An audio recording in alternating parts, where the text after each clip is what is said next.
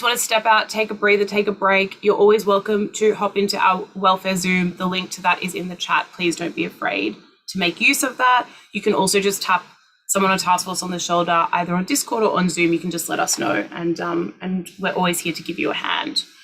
Okay, lovely. So we are going to get started. So before we do anything official, I just want to acknowledge the traditional custodians of the land. So for me, that is Boon Wurrung country, Boon Wurrung people. So I want to pay my respects to Boon Wurrung elders, past, present, and emerging. And I hope that all of you will share in that by paying respects to the elders of the land that you might be on. I also want to acknowledge that for all of us, regardless of where we are all on land that always has been, always will be sovereign Aboriginal land. I also want to acknowledge any First Nations people who might be with us in our Zoom or who might be watching in our virtual gallery through our live stream. Lovely.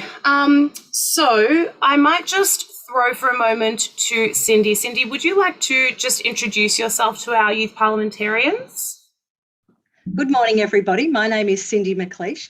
I'm the state member for Eildon, and the electorate of Eildon is a large one, it's over 10,000 square kilometres, and it goes from Mount Buller to Healesville to Warburton and over to Arthurs Creek near Whittlesea. So it's a largely country area, but with a big peri-urban fringe. I've been in Parliament now for 10 years, and my role in Parliament now, I am the Shadow Minister for environment and climate change and sport and tourism.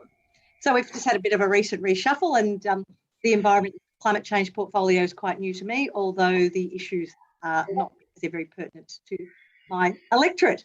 I'm speaking to you today from my electoral office in Yarra Glen, which is Wurundjeri, but I live north of the Divide, which is in Tarneit country. So every day I flip over, and the divide, the top of the divide is the actual division between the mobs. Beautiful. Thanks. Thanks very much, Cindy. And I think that that's everything that we need to cover. So, Paul, are you happy to introduce the bill for us? Sure. Thanks, Ali. Good morning, everyone. We're going to move on to introductions of bills. And the first bill on today's program is the Mandatory Reconciliation Plans in Schools Bill 2021. And I call on the sponsor of the bill.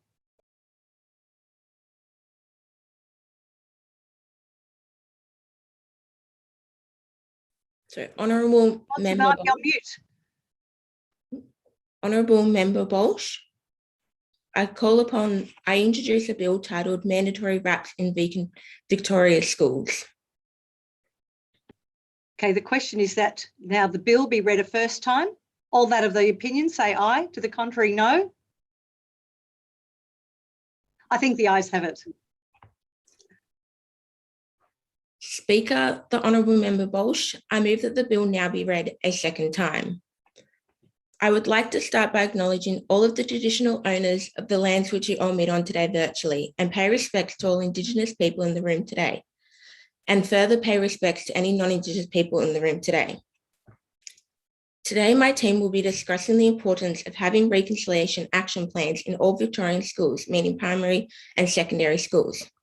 Indigenous Australians have been living in Australia for over 65,000 years, and in the early 1870s, the first Aboriginal children were enrolled in the public school, and by the 1880s, there were around 200 children in the school system. Along with this, even though Indigenous Australians have been part of the school environment for around 150 years, there has been a real major lack with reconciliation. Reconciliation is a concept that has a very broad support among the Indigenous and non-Indigenous population of Australia. The specific definition of the term, however, is quite contested, often meaning different things to different people and organisations. According to Reconciliation Australia, reconciliation has introduced a greater focus on the relationship between Aboriginal and Torres Strait Islander people and non-Indigenous Australians. Reconciliation formally began in 1991 as a response to the recommendations made by the Royal Commission into Aboriginal Deaths in Custody report. Then this made Australia make a formal commitment to reconciliation by establishing the Council of Aboriginal Reconciliation. So as you can see here, the concept of reconciliation only began 30 years ago, and 30 years is not a lot of time, Therefore, reconciliation is one of the biggest problems that we face in today's society. One of the biggest problems we face whilst trying to improve our reconciliation is the way that Aboriginal culture is taught and spoken about in schools. Having reconciliation improved in the school system would have many positive effects. These include greater interaction, reduced stress, improved productivity in the workplace, and more positive views about the society in which a person lives, rather than making people feel worse about their national identity or history. If this is done well, we can create positive views about the future.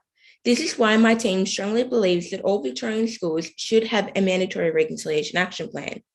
A RAP is a strategic document that supports an organisation's business plan. Each of the 4 RAP types, reflect, innovate, stretch, and elevate, set out the minimum elements required for your organisation to build strong relationships, respect, and opportunities within the organisation and community. Schools and early learning services can develop a RAP through Narragawali, Reconciliation in Education. Narragawali supports all schools and early learning services in Australia to foster a high level of knowledge and pride in Aboriginal and Torres Strait Islander histories, cultures, and contributions. This is a strong induction to why we would expect schools to work with an organisation known as Narragawali. This is once again due to the reasons that Narragawali supports all schools and early learning services in Australia to develop environments and foster a high level of knowledge and pride in Aboriginal and Torres Strait Islander histories, cultures, and contributions. Along with working with Narragawali, we would also expect the schools to work alongside with Reconciliation Australia. Reconciliation is an independent, not-for-profit organisation that promotes and facilitates reconciliation by building relationships, respects, and trust between the wide Australian community and Aboriginal and Torres Strait Islander people. We ask the schools to work with these organisations, as both of these organisations have been working very closely with our First Nations for many years and have a clear understanding of how to make the process of creating a RAP as easy and culturally friendly as possible. And with the schools have worked alongside these organisations to create these RAPs, the organisations can help make them aware and incorporate the idea of trying to minimise the effects of reconciliation. As we know from what was said earlier, trying to improve reconciliation can have many positive effects. This may make it seem like not a lot has been resolved if RAPs were implemented, but if we take it at one school by a time, eventually we will see a greater change, which has needed to happen for many years. Thank you, Speaker. Thank you. I call now on the Honourable Member Dewar. Thank you, Speaker. Speaker, the Honourable Member Dewar. I'd like to begin by saying that this bill mentions, my speech will mention context of racism and racially sensitive issues. So that's a warning. It is there in the comments such as, "You're too pretty to be Aboriginal. You're too smart to be Aboriginal." Yes, ask any Indigenous person. We have all heard these backhanded comments. Offensive compliments. Stand ground talking to my country. Firstly, I'd like to congratulate our government for being so incredibly well-intentioned. And while we're on that, let me also emphasize that good intentions are subjective. The bill our government aims to bring into effect, simply stated as a reconciliation plan, not only impacts and influences change in education, but downright will contradict their intentions. And this is how. While they mentioned a reduced stress, there's going to be an increased workload on people who are already working day jobs. There's going to be an influence in the education system, which means that the bill will become redundant of itself, meaning that it will take away from the efficiency. The increased workload will take away from the interest of the people who are actually introducing and teaching about a culture that we have known nothing internally about. As a woman of color, there's been incredibly induced amounts of unintentional situations where I encounter improvement rooted solely from guilt. Each time that we look at a person of color and constantly emphasize racism and try to emphasize how we're better than the other person, even if we are well-intentioned, it is reductive at best and insensitive at the most. With that further being the case, we must also remember that the sharing of a community that prides itself on their sanctity, privacy, and reserved culture in its most authentic and precious manner defeats the point. We're taking away from a culture and trying to purify and distribute it as our own. And while the bill states that there's going to be an influenced change and there's going to be a systematic approach to this, we are not sure, or we don't have the right facts to distribute this knowledge as our own. We must not pass it all as our own when the community itself believes that these are the stories from their elders, which must not be shared. As a woman of color, I know what it is to feel like your home has been taken away from you, to feel like you're an outsider in your own place. And that must not be the feeling that we give when we are so well-intentioned in the first place. When we have the emotion to do to do right by someone, we must not stand here and make decisions that will only harm them in the wrongest way possible. It is impossible for us to say that the workload will not affect the efficiency of the bill, will not affect the people who are getting educated about a culture that they have known nothing about. They will be misinformed, misled, and probably will induce a higher level of issue. And while I appreciate the government for taking a stand and an approach, I believe there are far way better ways to approach this issue and to introduce it into our country. Thank you. I now call on the Honourable Member Hackett.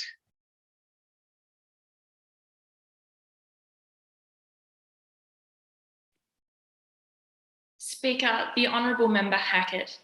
Before I begin, please be aware that the following will mention inequality and Indigenous mental health and suicide.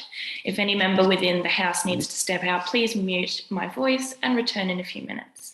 Should you need extra support, please reach out to the Y Task Force.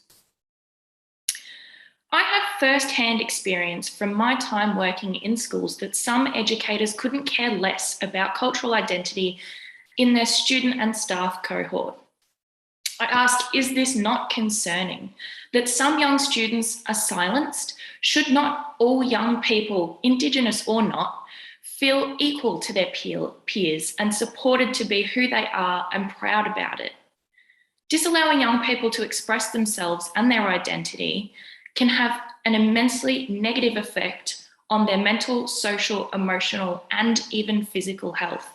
Perhaps this is why young Indigenous suicides make up 80% of our total youth suicide statistics. It is simply not just that our Indigenous youth are suffering within our schools. They are holding on to a cultural weight, being taught false histories about their own country and denied culturally safe and specific support. It's no wonder the dropout rates of Indigenous young people are significantly higher than those of non-Indigenous young people. Currently, only 22 Victorian primary and secondary schools out of approximately 2,500 have developed and implemented reconciliation action plans. That includes government schools, religious schools, independent schools, schools run through charities and not-for-profits, and even more. This is just not enough. This bill will mandate equality and fairness for all Indigenous students by demanding that schools not only acknowledge but embrace the diversity within their school communities, specifically in regard to Aboriginal and Torres Strait Islander staff and students. It will encourage the unity of our First Nations people and our non-Indigenous peoples by providing culturally safe learning. We expect this not only to be the beginning of the ongoing process of reconciliation. We want the schooling experience of our future Indigenous youth to be deadly, not deadly. Thank you. I call on the Honourable Member Parikh. Speaker, Honourable Member Parikh, I would like to acknowledge that how beautiful this bill is, and yet there is a simple loophole that seems to overpower this significant bill. A RAP is a legal document that apprehends our duties to the First Nation students, and we owe it to them. But this is unattainable without immense pressure and burden on the bodies involved. The bill works alongside Reconciliation Australia, an NGO that aims to support all Indigenous Australians in providing a professional institution that utilizes these unique action plans to reinforce reconciliation. However, specifically, the bill works with the Narragansett Valley program. The Narragansett Valley is only a small portion of Reconciliation Australia. In fact, the Morrison government has only funded it $10.8 million from 2020 to 2023. $10.8 million, which if we do the maths here, is not enough for an entire NGO, let alone just the Narragansett Valley program to implement the change this bill seeks. Victoria currently has 2,276 schools. And in clause 7.2, the bill seeks to have the RAP reviewed every 6 months. So not only does the Narragansett Valley write 2,276 RAPs, but they also need to review it every 6 months. This screams out unethical and overworked, but yet it also removes the significance behind this bill. When you are overworked, you begin to lose focus of your goal. It appears only as a burden. Is this what we want to achieve with this bill? My point precisely is, what is the point of implementing this bill if it is a strain on Reconciliation Australia? If we begin to view it as merely a job rather than actual change, we cannot provide the same dedication this bill demands to 2,276 RAPs, not if we have insufficient funds and a small number of experts. Zero motivation and passion will lead to a job that the First Nation students do not deserve. Thank you. Now I call the Honourable Member Kavanagh. Speaker, the Honourable Member Kavanagh. Professor Marshall Langton once said, most Australians do not know how to relate to Aboriginal people. They relate to stories told by former colonists. I often think back to my own time as a student sitting in history class, learning about the First Fleet and the struggles of the convicts in rich detail. And I wonder how different life would be if the same attention was given to the complexity and potency of Aboriginal knowledge systems. Particularly in our current climate of division, polarity, and the pervasive threat of climate change, it has never been clearer that we need systemic change. We need to rethink the way we tread upon the earth, and we need to be raising a generation of conscious youth who value the history and integrity of the land upon which they live. Our bill recognises that connecting to country is at the heart of reconciliation and is fundamental to the upholding of both social and environmental justice. No longer can reconciliation be merely a token gesture that conceals ongoing land dispossession, cultural erasure, and intergenerational trauma. Mandatory reconciliation action plans ensure the Victorian education system commits to actively upholding justice and equity for both people and place, and fosters an awareness of First Nations ecological knowledge in students. Only through genuine, actionable commitments to honouring Aboriginal ways of being, knowing and doing can we facilitate healing and build a more equitable future. So, instead of seeing Australia through the eyes of the coloniser as something to be conquered and consumed, what if we were to teach our children to show respect, awareness and responsibility for the land? Instead of teaching sustainability as a simple matter of reduce, reuse, recycle, what if we built an awareness of cultural burning, native wildlife and Indigenous land management? I invite the Chamber to reflect upon what kind of statewide legacy we want to leave for generations to come. I now call on the Honourable Member St Pierre. Speaker, the Honourable Member St Pierre. The RAP plan is one that sounds good on paper. It aims to build a bridge between the ignorant and racist world and the traditional landowners of this land, as well as aims to provide a safe refugee for the Indigenous community with whom has been ignored and disrespected by both the media and authoritarian forces that are set out to protect us. We say we want to create a better relationship with the First Nation via reconciliation, and yet the government's bill is designed in a way that we are treating them as special. Why do we keep treating them as this broken, desperate for help sort of individual, when truly they are the most resilient and powerful race that I'm aware of? Instead, of making them feel once again that they are normal, we are resorting back to these action plans that call them out for being First Nation and making everyone aware of their cruel past. Don't you think that they would like to lead a more comfortable life, to acknowledge their past, but not be reminded daily? We are not saying to forget their past. The stuff they endured is cruel, and no sorry will be more than enough. But to bring it up and make them feel targeted by these RAPs, we believe we can do better than that. As a result, those people are separated from others, and this creates an additional divide, contradicting this bill in and out of its purpose. What happens when you separate people? More discrimination follows. Once again, we should not add those RAPs. We need to make everyone equal through equity, not to give superiority to anyone, no matter their skin, gender, and culture. Thank you. Next speaker is the Honourable Member Warden.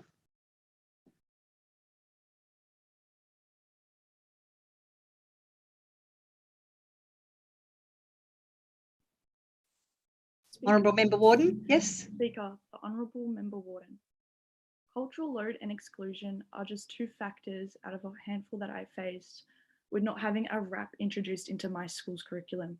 This has caused me many upsets as I was continually asked by my peers and friends questions that should have been taught in basic history class about Indigenous culture, instead of having the cultural load on oneself. The exclusion at my school was also very high, as I was also one of the only Indigenous students to even go there. I believe in all my years of schooling that having one would have benefited not just myself as a young Indigenous person, but my peers and teachers by them being able to somewhat comprehend the Indigenous culture instead of either asking me multiple questions about it or just disregarding it altogether. Did you know Victoria has more than 1,500 government schools, also more than 500 Catholic schools and over 200 independent schools? And of that, only 22 schools, both primary and secondary in Victoria, have a rap introduced into their school's curriculum. And I can't emphasize how drastically small that number is compared to the amount of schools in Victoria. Just 22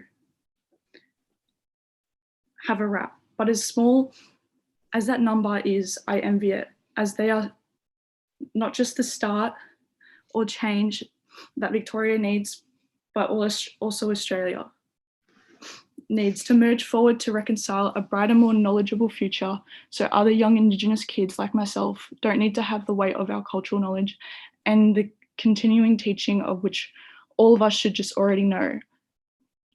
And what no better way than to start young and in schools. Our country's past wasn't very lightly taken one for my people, but with encouraging a rap to be implemented in all schools in Victoria, our country's future can be way more brighter. We just got to be willing to be that change, and we can start by ensuring that all schools, both primary and secondary, have a reconciliation action plan in place.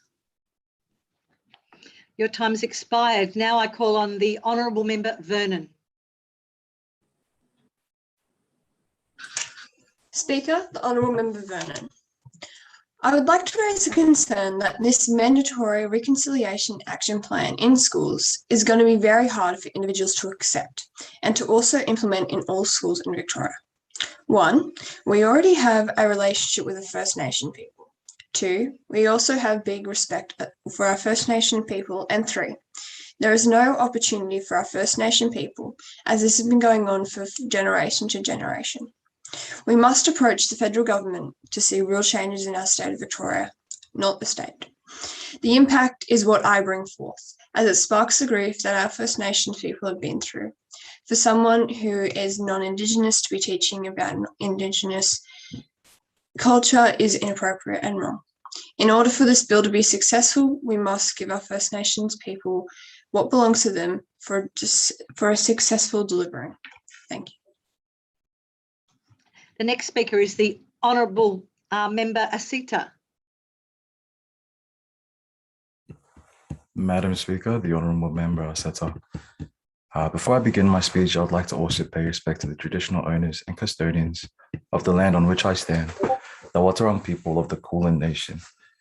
It is a matter of importance to the government that there is a certain level of misinformation and misrepresentation of the Indigenous people in our education system.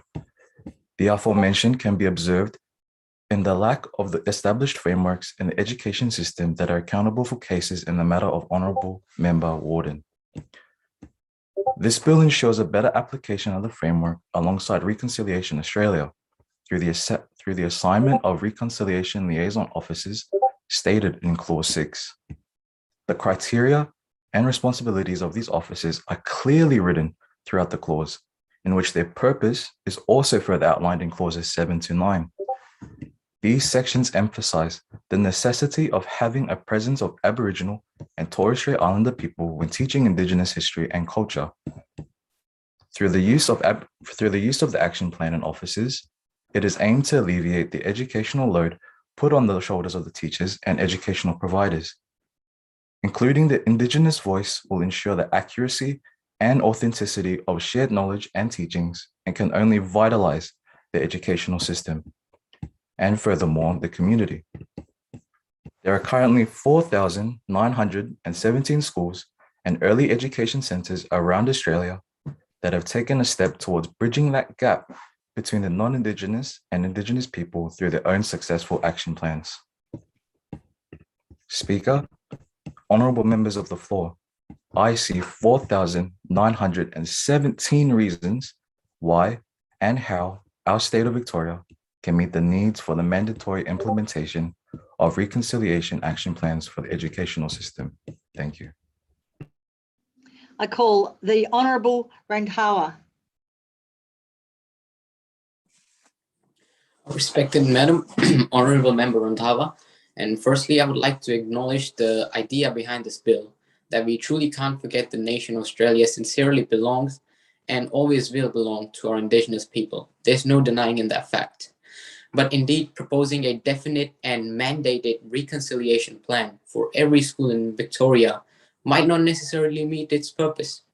We need to think about all the education that has been missed or overlooked since these past 2 years. Many schools next year, including my own, are proposing a new timetable for students, which has shorter breaks and longer school days to frankly cope up with the content missed, the content overload. And then including a reconciliation session on top of all this would just serve its purpose as a burden on both the school and the students. And we are all aware of the fact that when we have information being delivered to us that is not going to be on a SAC or a test, students don't take it seriously. It's frankly the muck around session. So rather than putting more burden on the system, we need to think of better ways to teach the younger generations about the traditional owners of the land.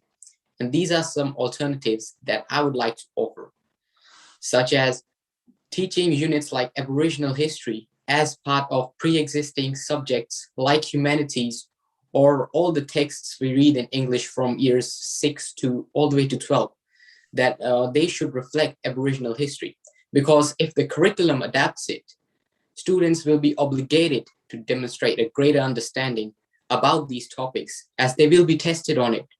This way, the idea will meet its purpose without any excessive overload or info overload. Thank you. I call the Honourable Member Juong.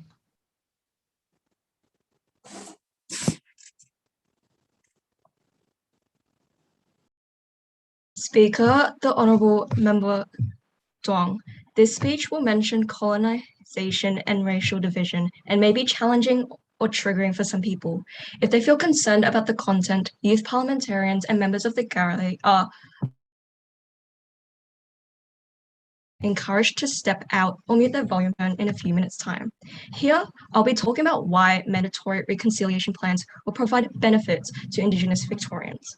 By exposing the culture and perspectives honoured by the proposed reconciliation of this bill, the non-Indigenous students will be able to repeatedly input this into their memory and will be ensured to understand the history and the depth of what Indigenous Australia truly was.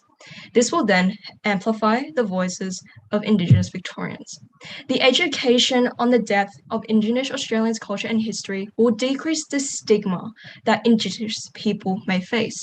For the past 200 years, the colonization from European nations attempted to remove Indigenous voices, attempting to wipe out the beauty of the traditional owners of this land and their significant history. Until today, Indigenous and non-Indigenous Victorians are still divided. Us as a generation will now ensure that their history and culture is told to the state and passed through future generations. This will further acknowledge all past, present, and emerging generations of the traditional owners of the state and acknowledge the owners of where we are now today in Youth Parliament. In order to do this, this bill passing is crucial towards uniting all Indigenous and non-Indigenous individuals and it will promote meaningful and respectful relationships. Thank you. I call now on the Honourable Member Juman. Speaker, the Honourable Member Jaman. I would like to first acknowledge the bill for how well it's presented. As Honourable Member Parikh mentioned before, having to review 2,276 reconciliation action plans every 6 months would simply be unethical and unrealistic. These are hundreds of schools across Victoria that we're talking about. Although the intentions of the RAP are pure and well-intended, it is not in the interest of the public to be using taxpayer money and government funding on a program that may not be effective in overall reaching the goals of reconciliation. Yes, we do want awareness and action on the issue. However, the implementation of mandatory RAPs is just not feasible. Clause 6.1 states that a liaison officer will be assigned to each local council ward to assist in managing the school's RAPs. We need to keep in mind that there are over 79 local councils in Victoria, and within those councils, there are even more wards. Having a liaison officer will be costly and can be really ineffective, as these officers may not have the first-hand experience to facilitate and manage these RAPs. This can be seen as just another job to them. The money will be better spent in ensuring that a larger percentage of Indigenous children have access to public school education and enriched with programs that directly benefit the Indigenous communities. Having RAPs implemented is just a band-aid solution, and we need a long-term one. Do we as Victorians want to overlook the traditional custodians of this land by just simply implementing a program that truly doesn't address the issue? Thank you. I now call on any member of the opposition from the floor who may want to contribute to this debate.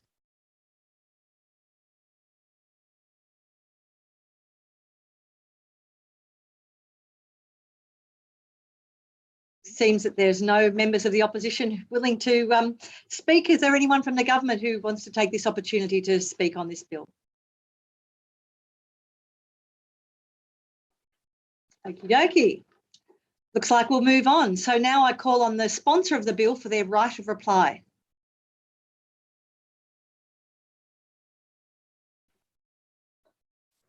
Speaker, the Honourable Member Walsh. As you can see from all of the points that my team members have pointed out, this is just an opening step to all of the things that we will be improving. This is just a guideline for what we are expecting. This is not a set in stone place. But having this easy step-by-step approach by working with the schools, teachers, guardians, and parents, and all of the other people around us, and these two organisations that have been doing these things for many, many years, and to make a RAP will also accommodate many different things in the school systems for First Nations. As we've heard from the other team members, these are all reasons why my team believe that we should have mandatory RAPs in all primary and secondary schools. Thank you.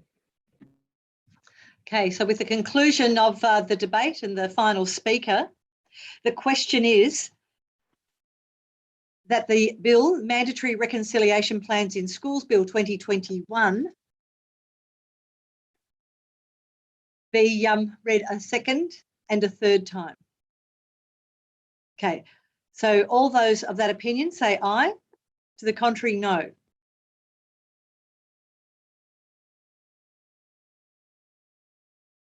I think the ayes have it. Do we need a division? Okay, we'll divide now on that, and the clerks will tally the results.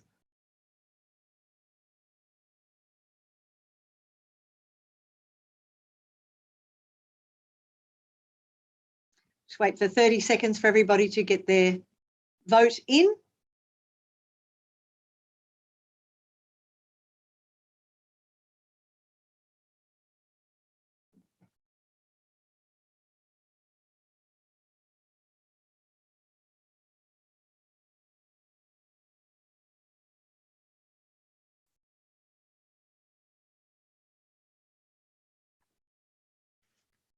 Okay, so I call on the clerk.